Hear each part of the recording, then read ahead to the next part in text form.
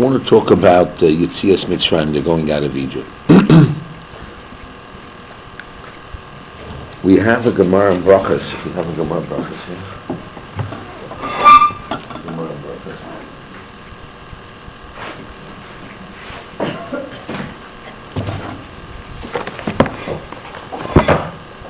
In the first paragraph.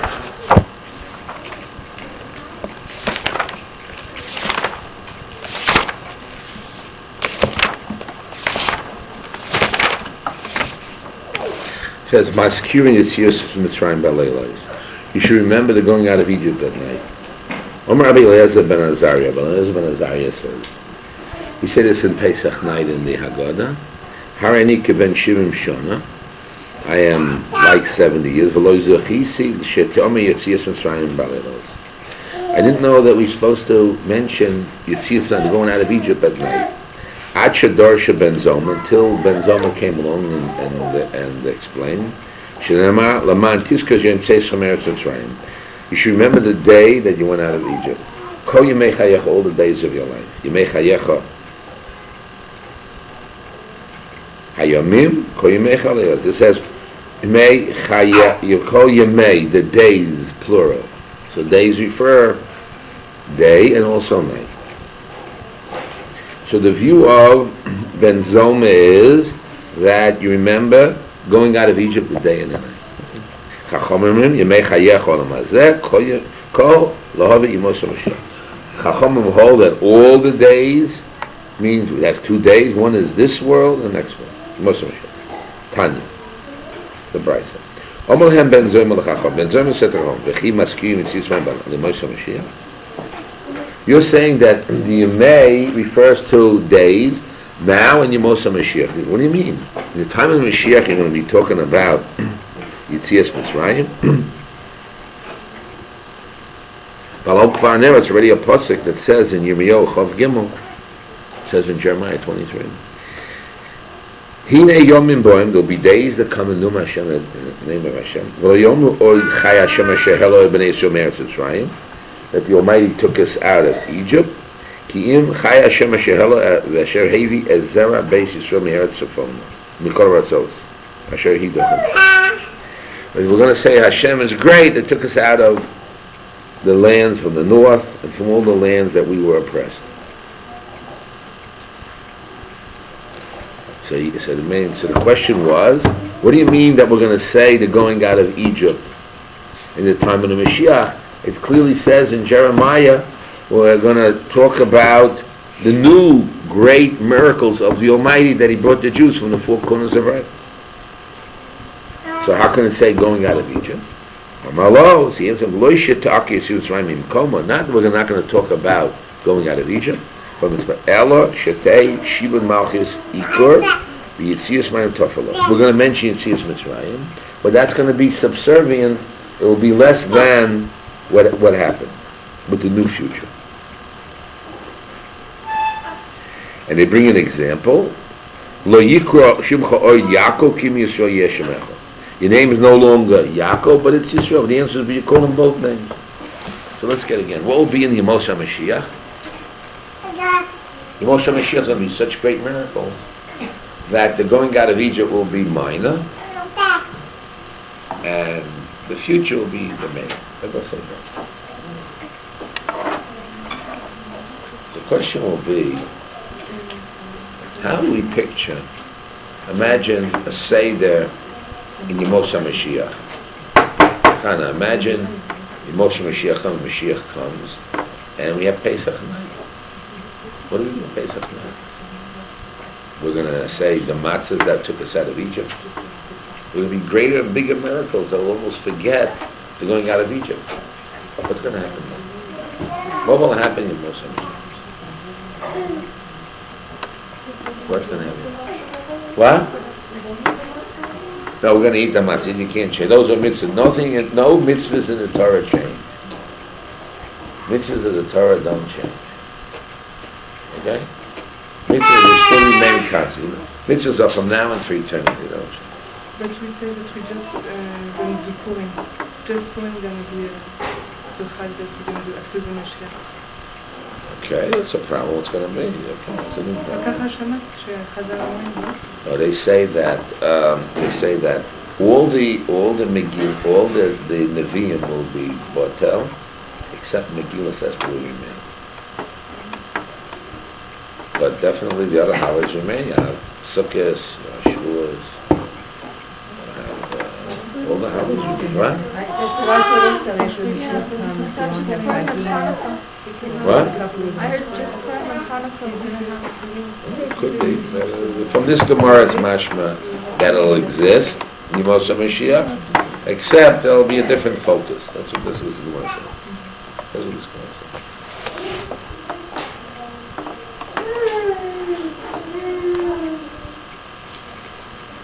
The Mishnah says over there about the Tanakh will not be, the only point the Megillah will remain.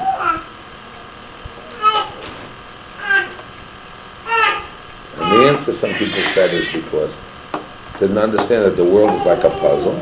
All the prophets is to tell us to change our ways, but by then we'll all already change our personalities and development ourselves and recognize the oneness of God. So there won't be need of the prophets warning us to believe in God or see the oneness of God. So therefore, it won't be needed that the prophets. They'll still read them, but they don't have to study them. But the Purim, which is a miracle, which we see that the world is like a puzzle and all these pieces fit in. How come these pieces are this piece and that piece? We think that this happened, and the answer is we see every part fits in like a puzzle, like Purim fits in with a puzzle. Anyway, the question is, what will be the most important? Now, we have a problem. The problem is that if when you have matzahs, you're thinking of the going out of Egypt, and you'll have the wine to be free, and the Mida Haggadah. What will happen? So, Rabbi in his book, Agel Rishon explains that there's a general mitzvah of seeing the miracles of God. There's a general mitzvah of seeing the miracles of God and to express it and to recognize it. Now the mitzvahs of eating matzah and all these other things that we have from the Torah are going to be there anyway, because it's a mitzvah. Mitzvah, once it's there, it's eternal. And except the reason for it will still be there, because the reason is the Koneviah, but the basic mitzvah that we talk about will be about the greatness of the Almighty. And at that time they're going to make a Shiur Chadosh, they'll make a new song. Now if we shut our eyes for a minute and we think of the miracles of today, what miracles do you think of today that you as a child didn't know about? Now, if I would have told my father, all of a shalom, he would tell me years ago he went to the bathroom in an outhouse. And there was only the fancy people had a little water running into the house. And everybody had to go out and go into the field and get the water, pump the water out of the well. And you shut your eyes, know that the person that was sick years ago, they had bloodletting and had all these herbs that they had. And today already, with the world growing in physical, scientific advancement, I mean, who could picture years ago having a piece of metal fly like an airplane? Would you believe that metal would fly? Would you believe that you go under the water with submarines, that you can have today telephones and computers? Today you can speak on the computer with somebody right on the computer. But It's amazing, the facts. You just, you have something to say, you just slip it, the other person on the other side gets it. Right away, one time. Imagine announcing on the internet the Mashiach is here.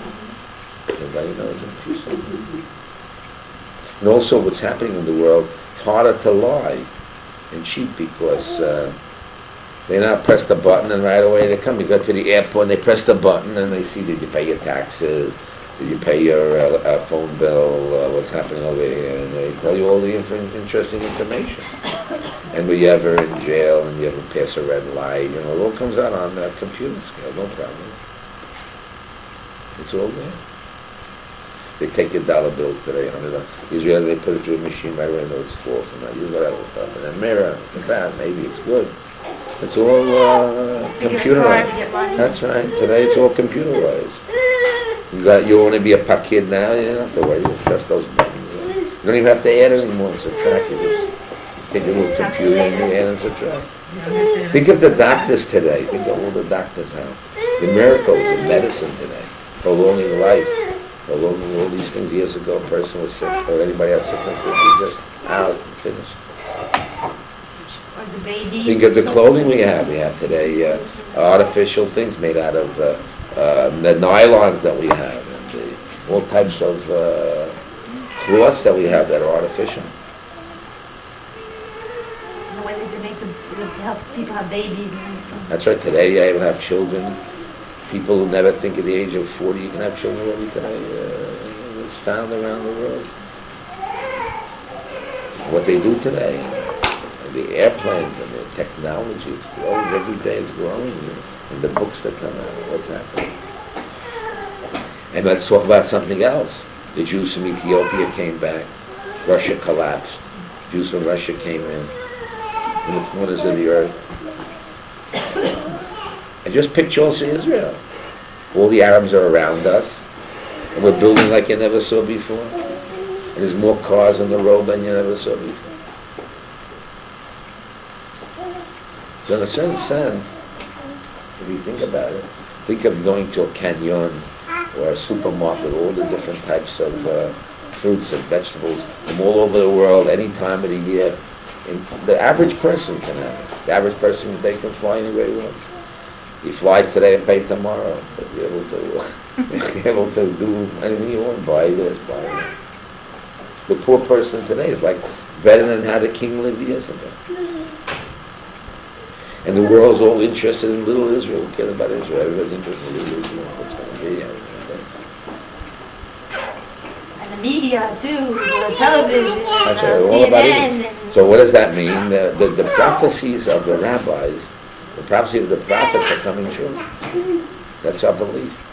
So there will be a time when all these miracles will be seen and known.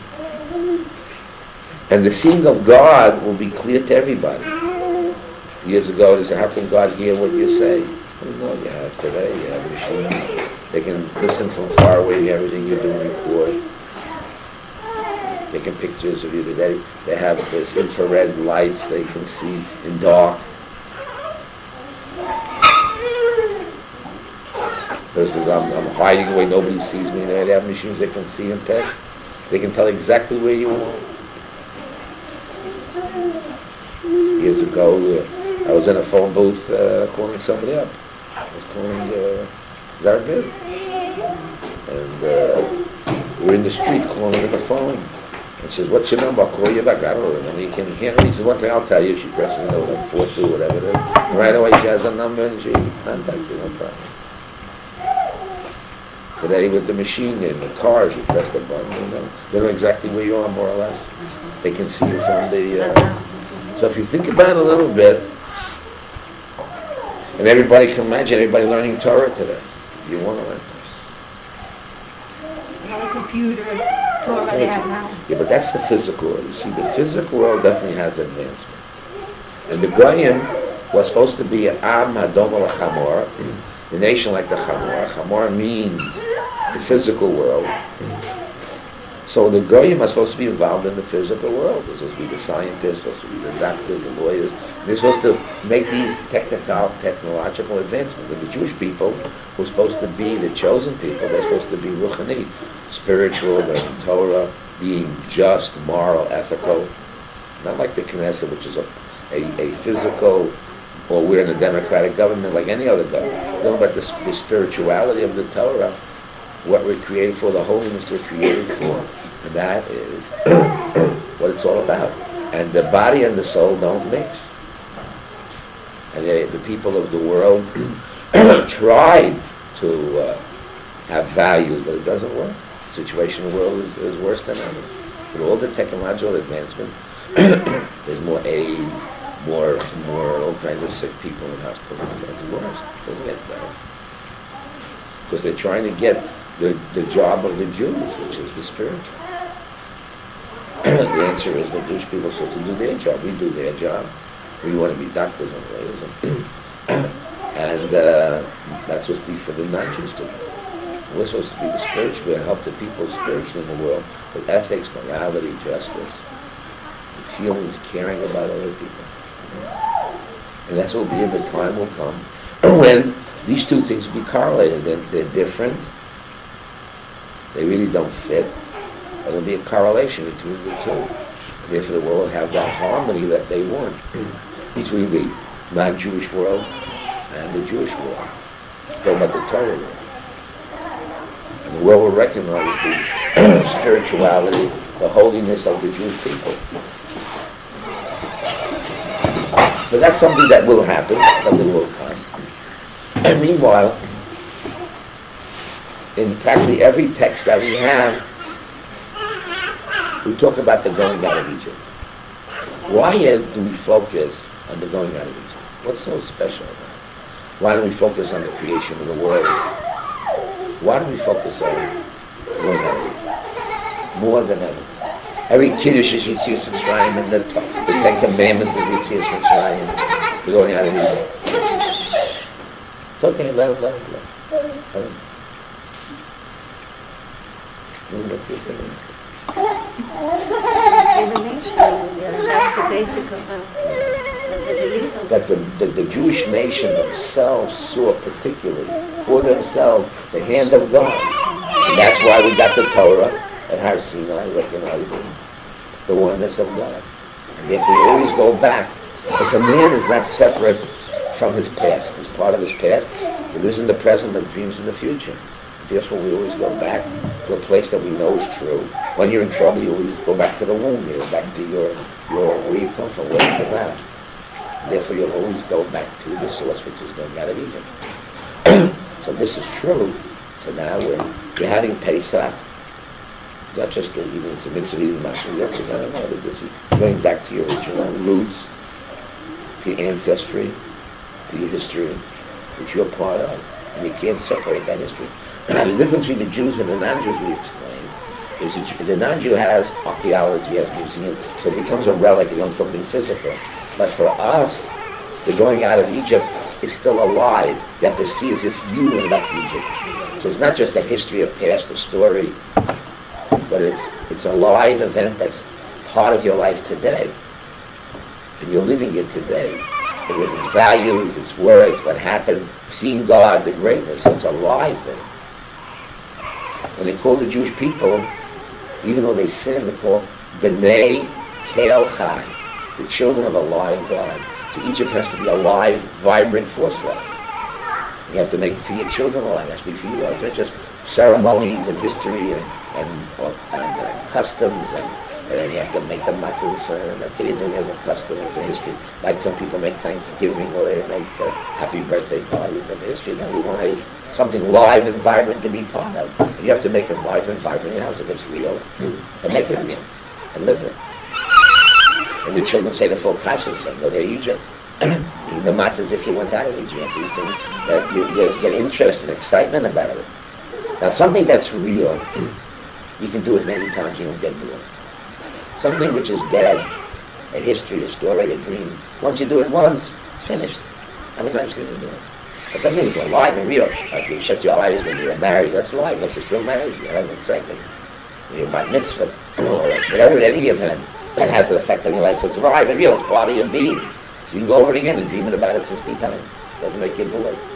It's something which is history or story up to that. So you saw it already. You see the pictures in the album of your area, and that's no reason. It didn't really get into your heart. Therefore, for us, you see sometimes part of our heart, part of our being, part of our life. The question is, how does it become part of your children's life? Yeah. Like every day, because going out in Mitzrayim is really like a real struggle of your daily life. But also, like you have to know it. By day to hour and No. That's a Hasidic thing. Means seeing the miracles of God, and you're part of that history, the historical part. You're still part of it, and you're living with it. Like the women dressed or something like that.